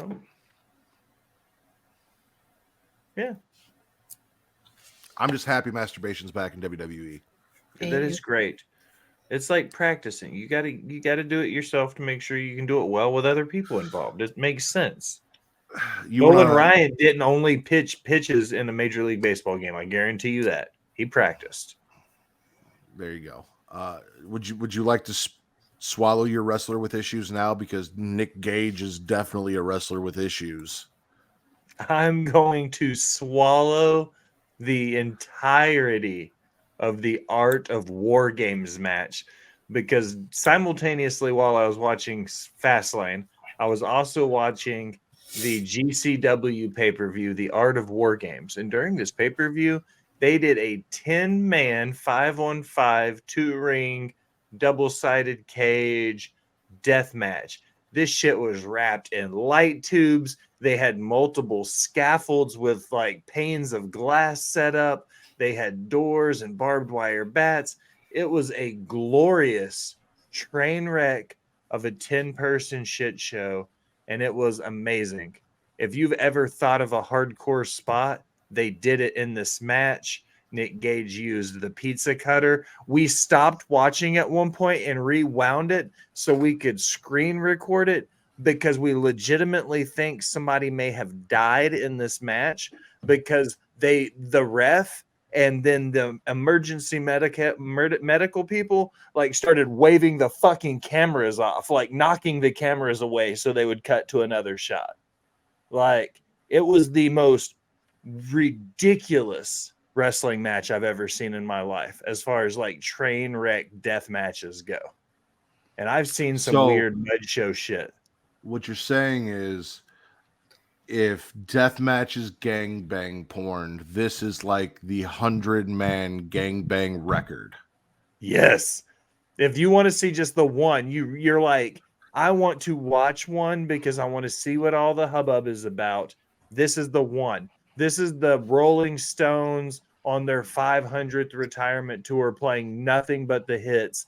This is the death match to watch. If I'm a wrestling fan and you want to show them, you tell them to watch, Undertaker throw Mankind off the top of the Hell in a Cell. This is that death match. So I've backed off my Nick Gage slander just because he's essentially white New Jack and would probably kill me if he saw me in person given the chance, because he's just that person. However, I am not surprised someone may or may not have died at a show in a match involving Nick Gage. That's what I was saying. Yeah, I'm not surprised in any capacity. I'll send you guys the clip.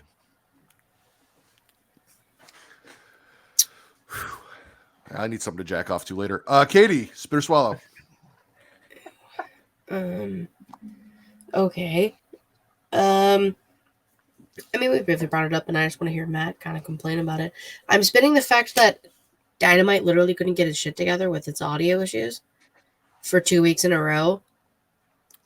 Matt has a different issue, but, like, it's the fact that everything sounded like this. This is how everything sounded. Like, during, like, an actual, like, kind of important thing, storyline-wise, with Roddy and Adam. Yeah, they showed it after the fact again, because they fucked it up the first time. But, like, last week, everything was sounding weird, like, in-ring, and, like, what the fuck is going on over there? Can you guys just fix your stuff? It's getting really fucking annoying now. Well, I'm going to tag onto that I'm spitting the Adam Roddy segment because I don't like that poor little broke ankle boy back there sitting was pretty much just Roddy Strong's bitch. And is just letting Roddy Strong turn him into his bitch. Like, yeah, he got him a scooter, but also said Kingdom doesn't know about feng shui and made this man on one leg move all of his furniture. And he did it. And I don't like that Adam Cole is being a bitch. I'm not a fan of it. I also don't like the fact that I tried to watch Dynamite tonight, knowing that I was not going to watch Collision because of Fastlane, or not tonight, on Wednesday night. And it said that the program is no longer available in my package. And I was able to watch Rampage. So they fixed that. And apparently this was a thing. I wasn't the only one affected by it, but not everyone was. Hopefully it is fixed on Tuesday for which I'm also not going to watch. I will be watching NXT on Tuesday. That's just who I am and what I do. I will watch both shows, just not at the same time live. I don't have that option. Neither here nor there. Then I got home and I'm like, all right, I saw Tony grabbing Sky Blue's cake. Let me go check the show out. I know Adam was there. I want to hear that stuff.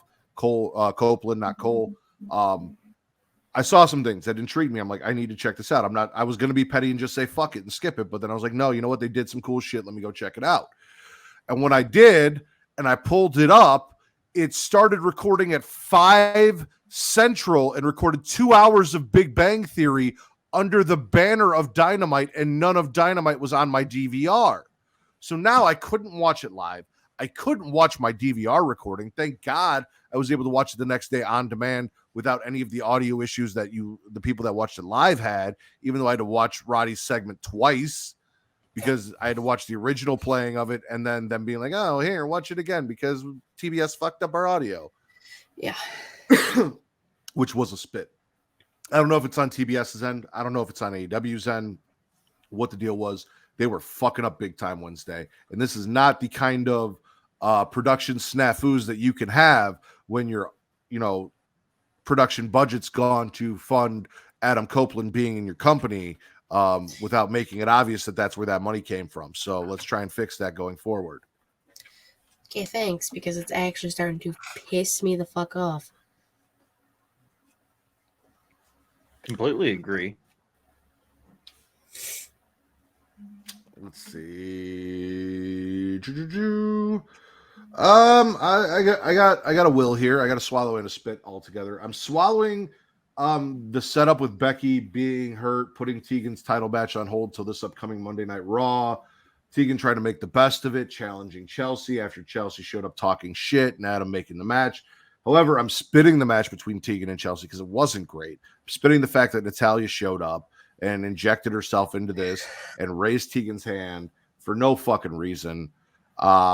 So swallowing the setup for everything, spitting the execution. Natalie Neidhart, get the fuck away from Tegan Knox. Silver lining, we might get the best Neidhart of all time in Pound Town Wrestling. Jenny Neidhart going to Pound Town is what I need. I need Jenny Neidhart to go to Pound Town, and not just on OnlyFans, but also on OnlyFans. But also on OnlyFans. No, I just, as soon as I saw Natalya backstage, I was like, this bitch. I said it verbally out loud to myself, and I was like, this bitch. She's in everything. Get your kitty paws out of there. You're not needed here. No. It's just All right, we still got to get into Fastlane, so let's I know we haven't talked about NXT at all. Let's try and wrap this up one more round of the week in wrestling, and then we'll hop into Fastlane. Hi, Captain. And depending on how much time we have after, maybe we'll go back, and if there's anything we didn't talk about that we want to hit, we'll hit that. But Will, spit or swallow? I'm going to I'll swallow an NXT thing, and that's Ilya Dragunov being the NXT champion.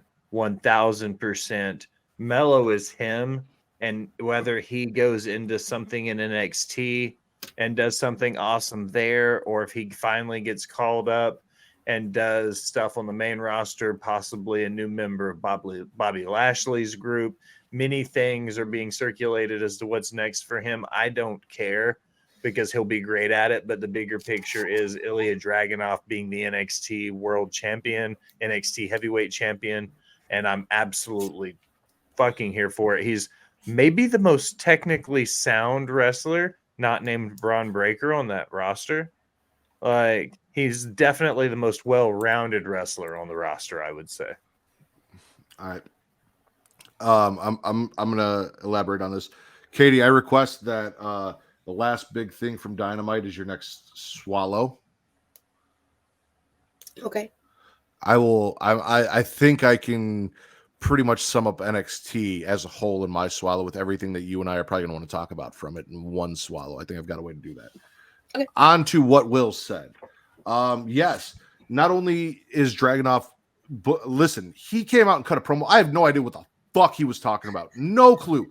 But he said it with so much conviction and passion that I believed it. That is what is great about him. In the ring and on the mic, pure passion. I believe it all. Trick came out, gave him props. Thanks, Dragunov.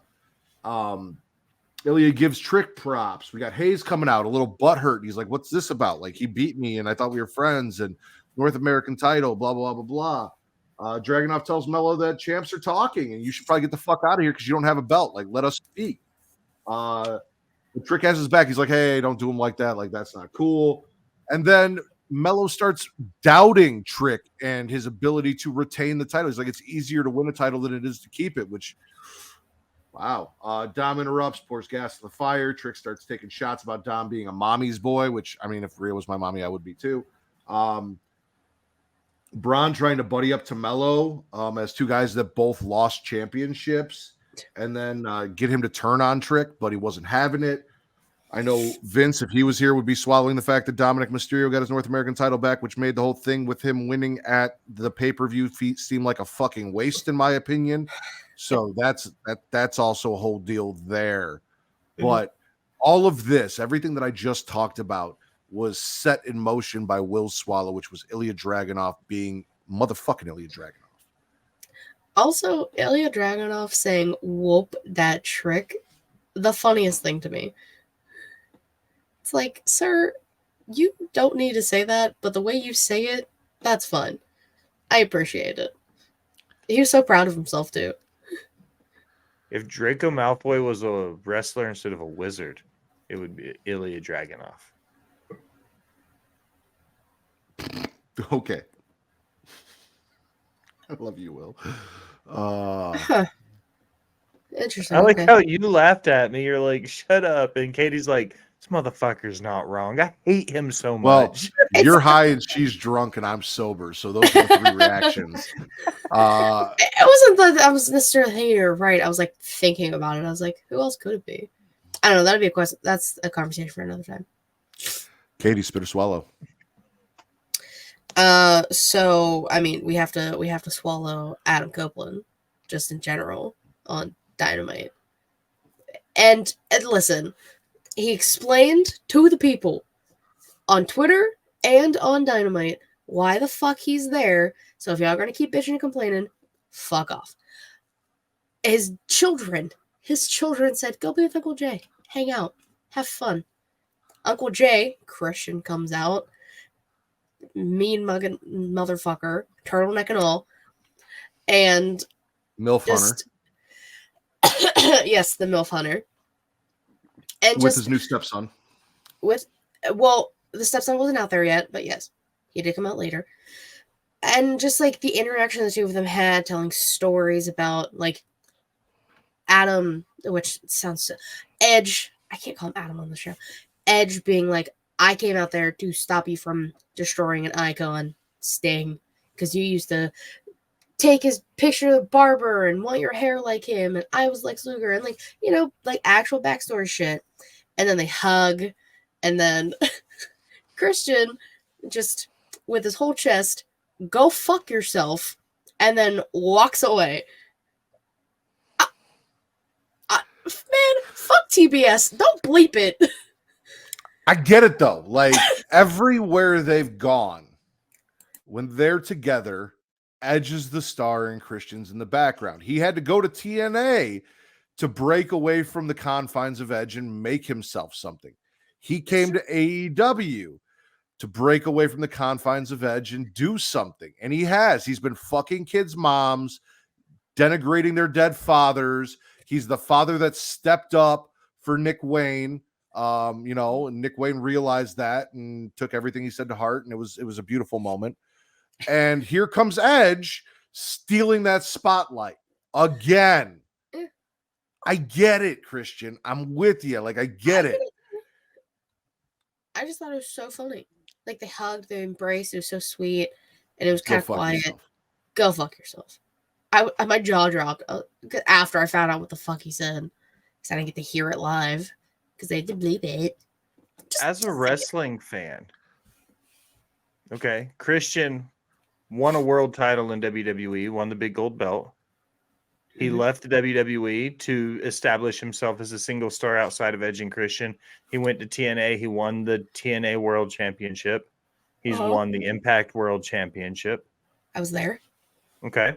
So now let's look at Adam Copeland, the person. He's had, without question, a Hall of Fame career in WWE. Same at the NWA title. Thank you, Jax. If Christian left the WWE after winning a WWE World Championship, okay, and then he goes to all these other places and he has successes and win other world titles. Adam Copeland now, singles career Hall of Famer. If he leaves now and doesn't win a world title anywhere else, does that make Edge, Adam Copeland, a system person? He was only successful because he was in WWE. I don't think so. I think the reason he was successful in WWE is because of who he is. And if he doesn't do anything outside of WWE, I think it's more of a factor of how late he waited to leave the company in his career and what he wanted to do, which I'm assuming is have matches and put guys over and not win a bunch of championships at his age, than an indicator of his talent outside of WWE, personally. Yeah. Also, can we talk about the fact that people are saying that his spear is different now and it's better? It's the same fucking thing. No. That's because he's doing a gore now instead of a spear. Oh my Please God, no. go. All right. So I'm swallowing what I'm dubbing Titty Tuesday. NXT was motherfucking Titty Tuesday because it was all about the girl. 139.14. Becky comes out looking for a fight at Halloween Havoc. She is then met by Lyra Valkyria, Indy Hartwell for some fucking reason. Oh, I guess they interacted a little bit on Raw, and Indy's not doing anything on the main roster, so why the fuck not? And Roxanne Perez, who, fuck you, Florida, for booing Roxanne for no goddamn reason. The fuck was that about? They all want a shot. Becky's like, all right, well, fight for that spot. They do, and Lyra wins. And we have talked about how much I motherfucking love Lyra Valkyria on this show repeatedly. She is probably, in-ring wise, my favorite female wrestler in NXT right now, with Roxanne being a very close second, if not dead even. I love what she is doing. I love what she does in the ring. I love the character and the look and everything about her. Roxanne is that bubbly light side. Lyra is a little more serious, a little more badass, and I appreciate that in her. Mm-hmm. Then, after all of that, Kiana screws Roxanne. Becky takes her out during the match, which is part of how Lyra got the win. Tegan Knox shows up just because, like, hey, don't look past me to Halloween Havoc. You still got to beat me on Monday before you get there. So we didn't forget about her. Apparently, Kiana's talking, I want to be seen above Roxanne. You're not going to, at least not at this point. But it can also make matches. So she made a match for next Titty Tuesday, which is going to be Roxanne versus Asuka, to go along with John Cena in Carmelo Hayes' corner and Paul Heyman in Braun Breaker's corner, and a major announcement by both Cody Rhodes and the return of the Taco Bell dog. Because you guys heard the gong, and that's what that was, right? It was the return of the Taco Bell dog. Maybe it's my favorite wrestler of all time, The Undertaker, but I think it's a Taco Bell announcement. All of that happening as AEW and NXT go head-to-head, and all the people are like, oh, AEW or WWE stacking. Like, why is this not a good thing? Why is them giving you great things in wrestling not a positive thing for next week? Why are we not excited? Why is it, oh, they've got to, they're trying to, they see them as competition, and like, why are we bitching about this and not just happy we're getting a really good fucking Tuesday night with a bunch of really good wrestling to enjoy? The fuck is wrong with people? Bitch. That's what they do. They want to bitch and complain. I know you live in Florida, and if you booed Roxanne Perez, fuck you too, Jax Bell, because god damn it. Roxanne Perez is fantastic. She really is. She honestly, hands down, is probably in-ring the best female wrestler on the NXT roster right now, in my opinion. Yeah. Yeah, probably. Tiffany's really good too, Will. Tiffany's really good too. But all around, I think Roxanne is better than Tiffany. All around. Oh, we love Tiffany. In-ring. Yeah. Like, we love some Bimbo Nation. Tiffany Stratton. See? For sure. That you're the good side of Florida, see? There you go. There's a good side of Florida. So, Titty Tuesday, all about the women. Well, yeah, I mean, women's breakout tournament started. Yep. Hell yeah, like titties. Oh, I also have that here. NXT was all about the women. Gigi defeated Blair. Yep. Kalani defeated Izzy Dame. Lola and Elektra versus JC Jane and Thea. Rhea also stopped by. All of these things on a Titty Tuesday. Titty Tuesday. JC and Thea just dancing to Elektra and Lola's theme just made me giggle. Titty Tuesday. All right. Let's get it. I did that pretty well. Let's get into Fast Lane, ladies and gentlemen. It was tonight. It just happened. We all experienced it. First thing, right off the bat, Jade Cargill shows up on the pre-show and then does jack shit and is not seen for the rest of the show. But she showed up. Triple H came. Hey, hi. She looked fucking fantastic. Yeah. I mean, they're just I mean, ever since they announced that she signed with WWE, they've shown like the video of her like kind of training and how every paper and network and everything is just covering it. So it's like big news. So they were just basically showcasing her as the star that she is, even with her own little paparazzi. Very Melina-esque. Thoughts, Will? I think that if they do this the right way, a slow burn with Jade Cargill is the way to go, because you don't know where she's going to end up. You don't know what she's going to do. All we know is her name, and that's it. So keep the vignettes, keep having her do the walk-ups in the parking lots into the buildings, but not show her up anywhere. Like, make this mean something when we finally see her live on TV.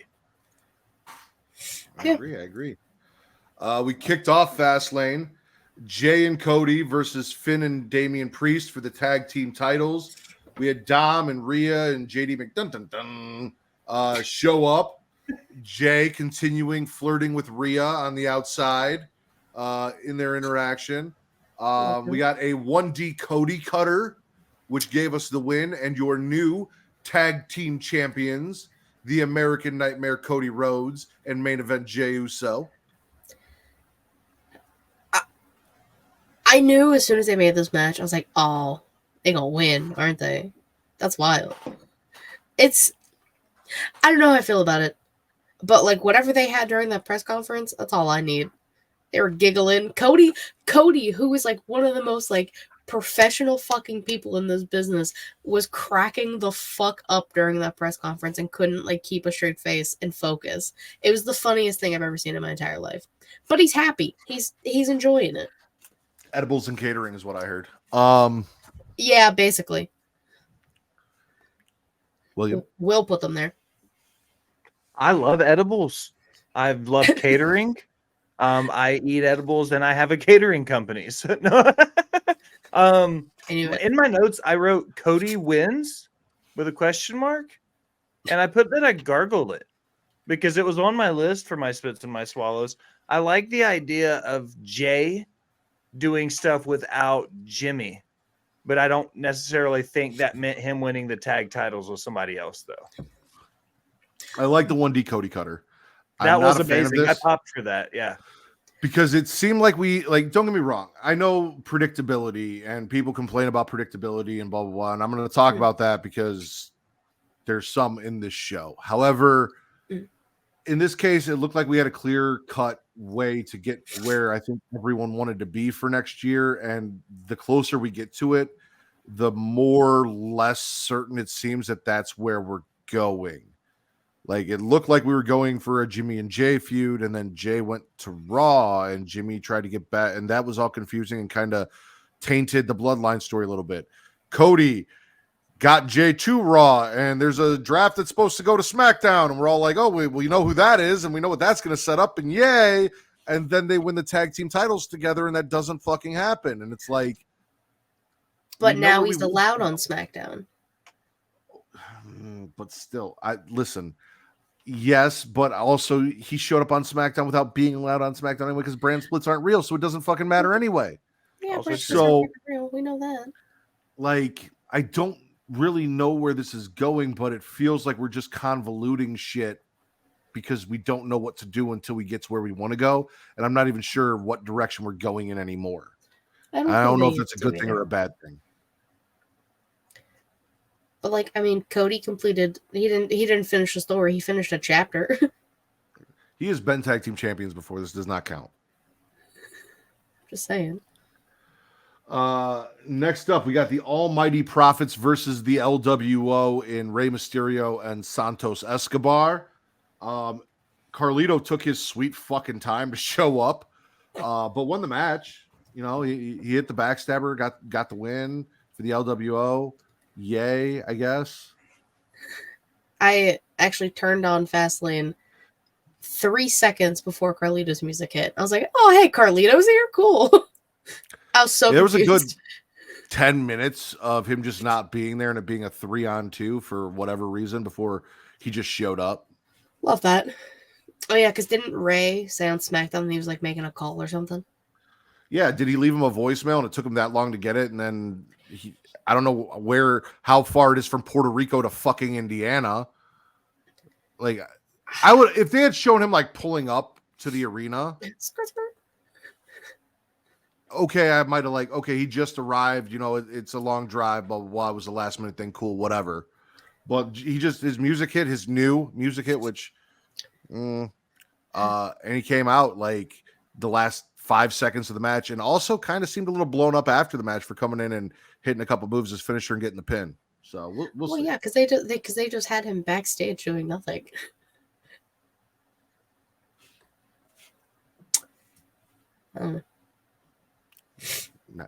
Go ahead, Will. I think that I saw this multiple times tonight in wrestling, and GCW did something similar, but it was the opposite way to succeed with it. WWE did it with Carlito. They had him come out with new music. So one, I think they took away a little bit of the pop because had it been the Carlito music, I think it would have been bigger because it took everybody a second to process, I think, because it wasn't the same music. GCW did it, and the fans in GCW are all smart wrestling fans, smarks, if you will. And they played Matt Cardona's music like he was supposed to come out, and it was a distraction. But it distracted the wrestlers, which it was supposed to. And then when he didn't come out, but all the fans booed it because the fans knew that Cardona was in Australia. So I feel like it kind of goes one of two ways, kind of teasing and playing with the music and stuff. And I feel like WWE kind of danced too close to the fire where GCW just fucking flew straight into the sun with it. You see what I mean? Like you can kind of mess yourself up teasing the crowd a little bit, depending on how smart your fans are. Yeah, I can see that. All right. Io Sky retains her championship in a triple threat match against Asuka and Charlotte Flair. Io told Bayley to stay in the back. Bayley did not, and Bayley saved her ass in this match, helping her get the win, and she couldn't be happier for it. Will, I'm going to let you go ahead and kick this one off because I have a feeling your opinion on this match is going to vary far from Katie and I's opinion. Well, this actually, here it comes. The big part, it says Io Sky winning in a great triple threat. Big swallow. Big swallow. Okay? It was a super protected finish for Charlotte, which I loved because she got the visual win in the figure 8 and then the moonsault and everything that happened coming out of it. So it protected Charlotte in a finish that she didn't win. And then Io won, so it was able to protect everybody in the match, make nobody appear weak in a finish, and still somehow make Io look strong in her win. So I swallow it. Much like her father and Ring Rats, Charlotte doesn't need protection. Charlotte Flair is Charlotte Flair. I was not happy with the fact that this match took two women of the talent of Asuka and Io Sky, which, by the way, they did mention that Io Sky won her first NXT title in a triple threat that involved Rhea Ripley and Charlotte Flair. And basically, for the beginning of the match, had Charlotte Flair dominating both of them in a handicap match as if they were not on her level. For whatever reason, I don't feel like that was a necessary turn. I don't think that Io or Asuka would have any problem facing Charlotte Flair one-on-one. And when you put those two together, that Charlotte Flair should be running roughshod over them, period, for the beginning of that match. And it felt like a good part of the beginning of that match. Also, again, Charlotte Flair makes Charlotte Flair look good. However, in spots with Io and Asuka, where Io did the roll into the stomp, things like that. If you watch, I don't know if it's her timing. I don't know if it's the plastic in her body and she can't bend over. I don't know what it is, but She didn't make Io look good. It didn't look fluid. She didn't roll through. There was a stall and a pause and a stumble. And I'm going to put that on Charlotte. And there were a few spots in this match with Charlotte where that happened. So She's that's notorious why for no selling. she is notorious for putting on a good match when she wants to, and also for making herself look really good, but not necessarily her opponent in matches. I have a rebuttal. Salt. Okay. NXT TakeOver in Your House 2020. Okay. Yeah. In that match, ironically, it was Io Shirai, Rhea Ripley, and Charlotte Flair. Charlotte Flair had just beaten Rhea Ripley at WrestleMania for the NXT Women's title after winning the Royal Rumble. Which also still never happened, but okay. Okay. When she beat Rhea for that match, there is zero questions that from that point in Rhea's career on, the trajectory was straight to the moon. Zero questions asked. Charlotte did that. Okay. Now hold on. About 90 days later, when Charlotte dropped the belt to Io at NXT in Your House, what happened? Oh, wait, that's right. Io has been nothing but on a rocket ship to where she's at now. That is not Io true. No, wasn't being utilized by the company for like months on end. But when she was in the company and she was being utilized, has she not been in the championship positions every single time? Her call up to the main roster post her run in NXT until Damage Control, actually until recently where she won the title with Damage Control and the Money in the Bank and all that, was not great at all. She was not on a rocket ship. She was not main eventing. She was not on a trajectory to be in the main event until brought back by Bayley with Dakota, or returning with Bayley Dakota. Her main roster run was dismal at best. Did she even have a main roster run? Was she injured? I don't know. I don't remember. She came in with Damage Control as a changed name. She never wrestled on the main roster as Io Shirai. I don't know if she was injured or what was going on. She was one of the ones that got released with Dakota Kai. No, she never got released. Well, then that means she wrestled as Io Shirai in NXT, because when she got called up as Io Sky. She never wrestled as Io Shirai. There was either an injury and she showed up, or because she did have matches on the main roster. I don't remember. Prior to her official call up with Damage Control. I don't remember, because that time frame isn't like real, because that was like COVID-y times.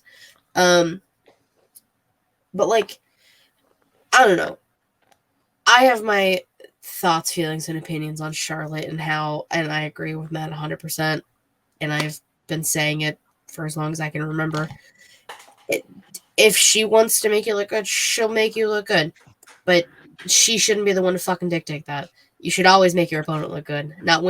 It's not willy-nilly. You don't get to choose. You should always make your opponent look good.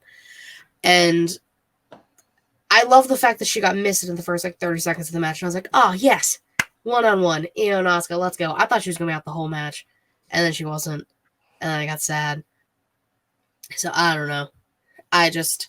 We didn't need a triple threat, and I'm just happy she didn't fucking win. Because Io is fantastic, and she needs to be utilized in that capacity. You can have Damage Control as your lackeys. Dakota's still not cleared, and she won't be for a while. And Bayley's kind of just her right-hand man right now. So just let Io be Io and have these fantastic matches with Asuka and other women not named Charlotte Flair on the roster. Because we've seen it already. So your biggest beef with Charlotte is that she's good enough to decide when to have a good match, instead of having to go out there and struggle to put on a good match every time she wrestles like some of the women on the roster. The fact that she can go out there and phone it in at 80% and still be as good as your other favorites is an issue for you. No. Let's not say when she phones it in, she's as good as our other favorites. Let's not do that, because if she was as good as our other favorites, when she phoned it in, we wouldn't be complaining about it. The fact that we know she can be good. We have seen her be good. And that we have clearly physically seen her just decide, I don't fucking feel like it, and not do it. And she's not the only wrestler I know that's done that. And I've seen that, especially watching WCW and going back and seeing a lot of shit. There are a lot of wrestlers that if they really want to have a good match, they'll do it. But if it doesn't really benefit them or they don't feel like it, they're not going to fucking do it. And that's what bothers me, because that's not what this is about. It's not about you. Yeah. That's what bothers us. Is the fact that we know she can be great. We know she can put on bangers. We know she can do all this stuff. 7 times out of 10, she doesn't feel like doing it, and she doesn't. And when she doesn't, she makes her opponent look bad. So you're saying that wrestling Charlotte Flair will make you look worse than wrestling some of the other women on the roster? In certain instances, yes. Depending on whether or not Charlotte wants to make you look good or not, yes. If she doesn't, it can be detrimental to you. It can make you look worse than going and wrestling some of the other women on the roster that you could probably have a decent to good match with, but you're going to have a bad night with Charlotte because Charlotte just doesn't give a fuck.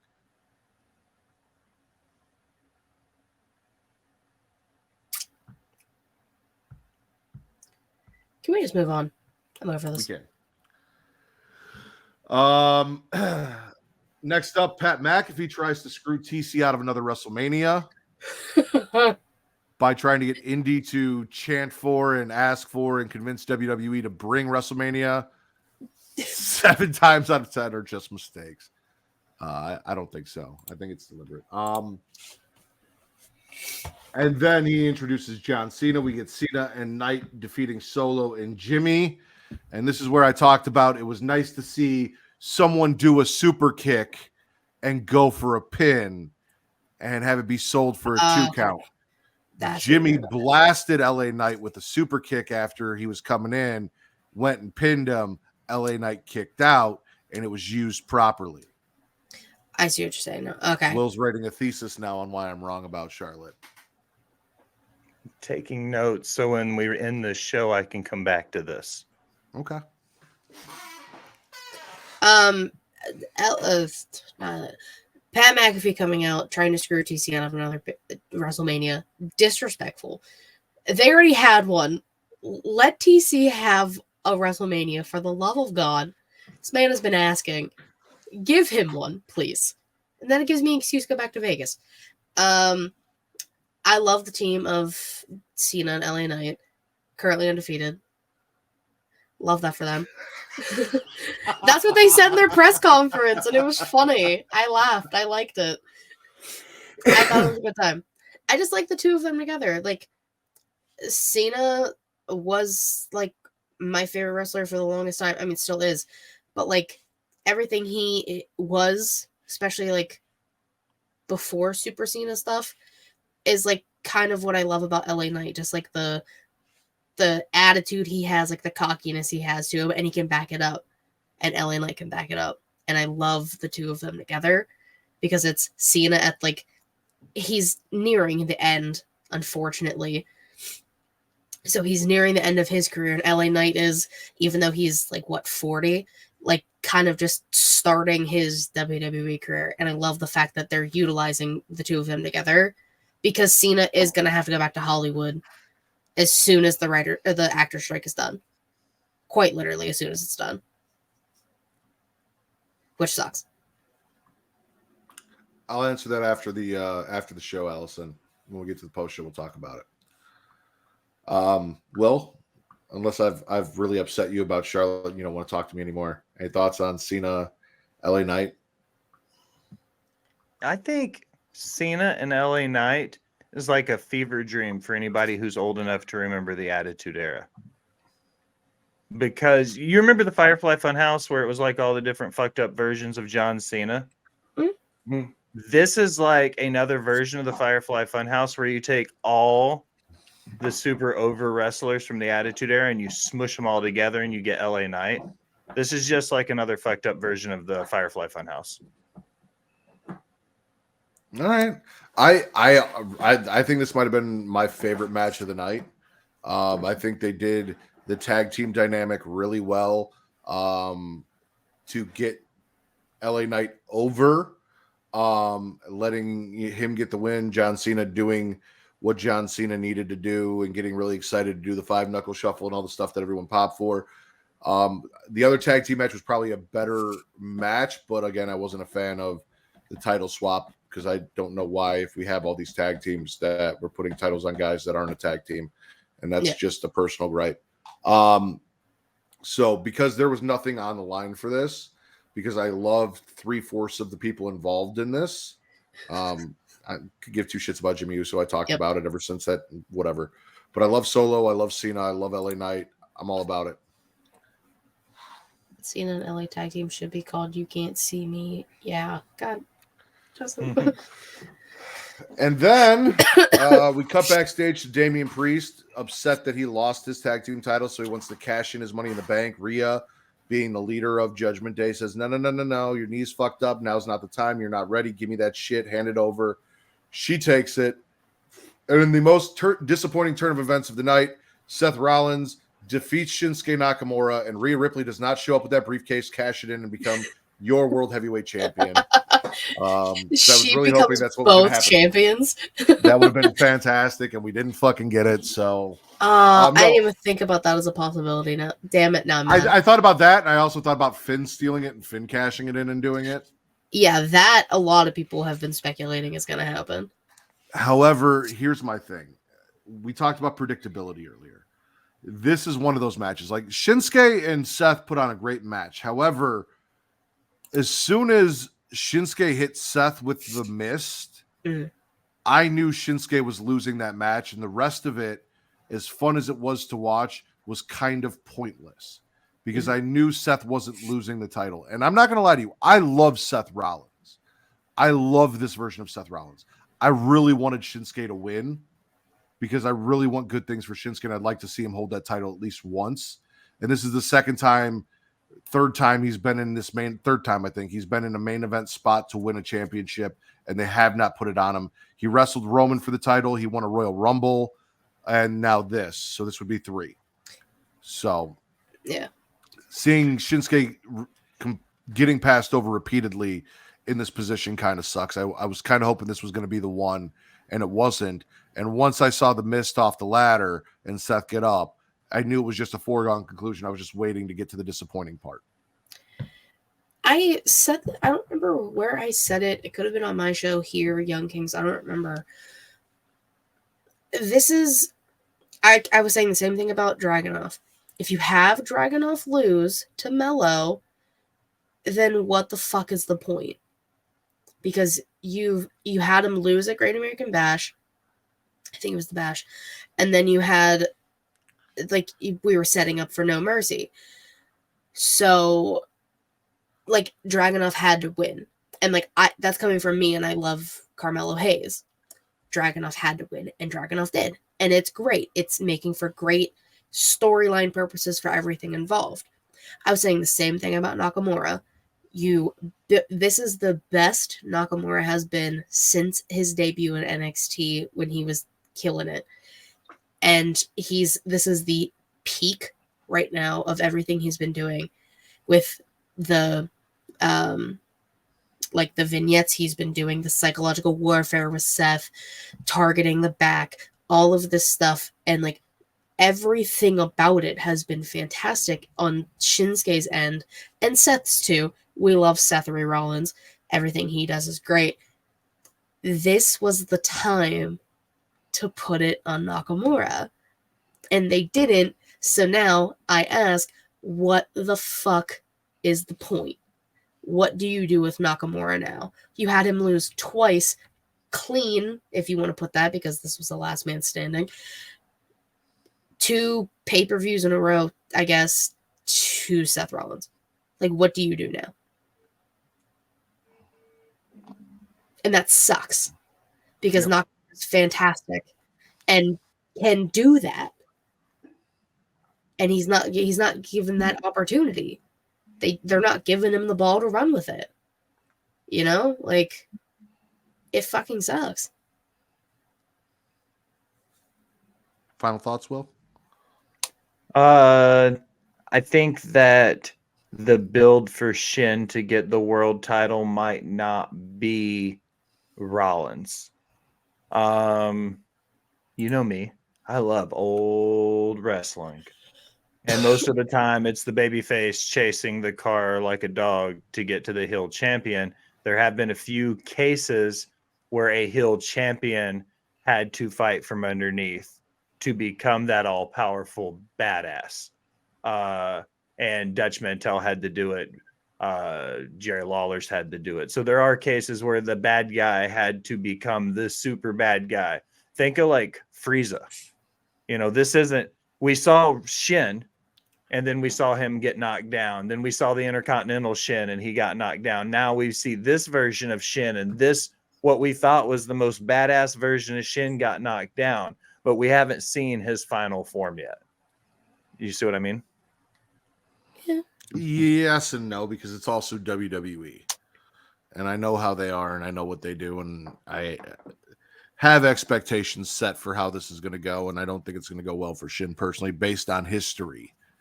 There are a lot of these kind of heel champions that they use, and then they let go. Hold on 1 second. We're holding on. We're holding. We're holding. Hold for collections. You guys plug your stuff. I will be right back. Okay. I'm assuming Zoe woke up or something, if I were to guess. Do you want to go first? Absolutely. Go ahead, Katie, sir. thank you for Sure. allowing me to be the honorary use of Creation World and Smacking It Raw. Of course. That's why I'm here. If you're interested in my shenanigans elsewhere, I'm sure you know who I am, but if you're not, click my link tree at the Will Gray. You'll find everything I do for Rivet City Radio, Botch Bots, and Share Shots, Off the Top Media, and Creation World.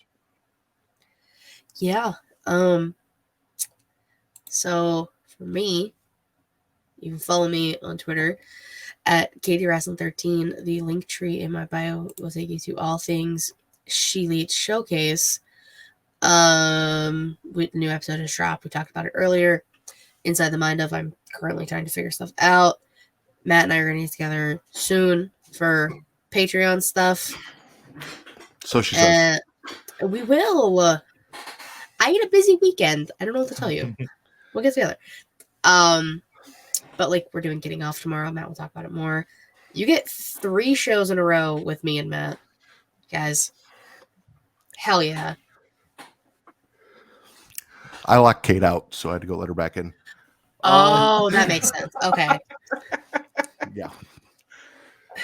Did Will already go? He did. He went first. All right, you guys can follow me on Twitter at MattRose@MateTTRDDR. Twitter only, also at Getting Off. Getting Off tomorrow, 11 p.m. Central, midnight Eastern. Come check us out. We're fantasy booking Halloween, all those things. We already talked Creation Conversation. You can follow everything at It's Creation World, ITSCREATIA World. Instagram, TikTok, X. Katie and I, Creation Conversation on Monday. Yep. Follow me on Instagram. On Instagram, TikTok, Threads, and Blue Sky at Smackin It Raw. Blue? Is that the thing now? Blue Sky? Yeah, it's a thing. You have one of those? I do now. Liar. In there. No, I do. Oh, you're dead ass. Oh, okay. Yeah. 100%. Sure. Okay. Cool. Also, there's going to be a big announcement Tuesday, so make sure you turn into Creation Conversation Tuesday for the big announcement. Other than that, for Miss Katie Kinzy Bebe and the Will Gray, I'm the patron saint of podcast and Warden Matt Ritter. This has been your number one news source. No, it's not. This has been your number one wrestling podcast on Pornhub.